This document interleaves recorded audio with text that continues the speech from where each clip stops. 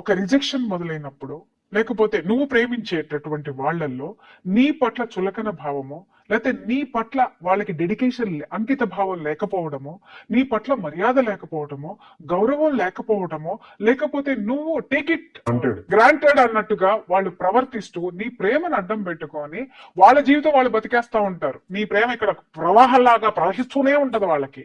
కానీ ఆ ప్రవాహంలో దాహం తీర్చుకోరు. దాహం ఇంకొక చోట గోల్డ్ స్పాటో థమ్స్అప్ లేకపోతే ఇంకొకటి కొనుక్కొని తాగుతూ ఉంటారు. నువ్వేమో స్వచ్ఛమైనటువంటి వాటర్ ని ఆ విధంగా ప్రవహింపజేస్తా ఉంటే దాన్ని ముట్టుకోరు. అటువంటప్పుడు వీటిల్లో ఏ ఒక్కటి నువ్వు గమనించినా నువ్వు ఆలోచించాల్సింది ఏంటంటే you should stop your flowing. నీ ప్రేమ ప్రవాహాన్ని ఆపి వన్స్ ఆపి చూడు. ఎందుకంటే నీ ప్రేమలో నిజాయితీ ఉంది, తీసుకునే వాడిలో నిజాయితీ లేదు.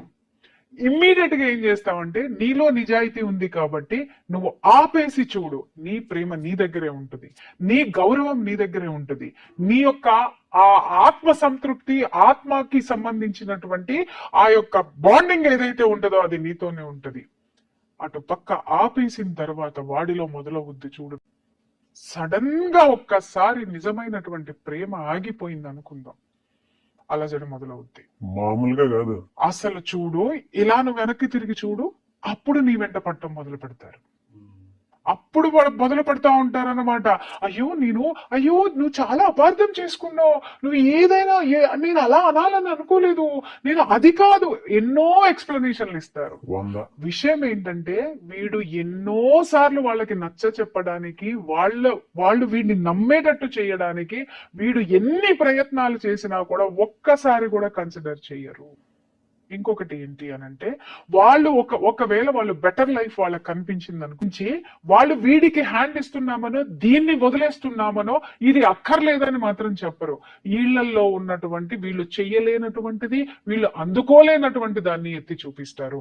ఇది ఆ రోజే చెప్పాను కదా, ఇది నువ్వు చెయ్యలేదు కదా, ఇది నువ్వు అన్నావు కదా, నువ్వు ఇది చేసావు కదా అని చెప్పి యువతల ఉన్నటువంటి ఆ లోపాన్ని దాన్ని మాత్రమే చూపించేసి చాలా స్మార్ట్ గా ఎస్కేప్ అయ్యేటటువంటి పరిస్థితుల్లో వాళ్ళు ఉంటారు. చాలా స్మార్ట్ గా చెప్తారు. నేను ఒక ఎపిసోడ్ లో నేను చెప్పాను, మా పెదనాన్న గారు ఏం చెప్పారు అంటే 100 లో నువ్వు ఒక్కదానివే ఉండాలి అని చెప్పేసాను. ఆయన ఇంకొక మాట కూడా చెప్పారు, ఎదుటి వాడు నో చెప్పే లోపు నువ్వు డబల్ నో చెప్పు. డబల్ నో చెప్పు, శక్తి నీకు పెరుగుతుంది, నీ ఎనర్జీ నీకుంటుంది, నీ తరిక ఏంటో నీకు తెలుస్తుంది. వాడిని పట్టించుకోవటం మాని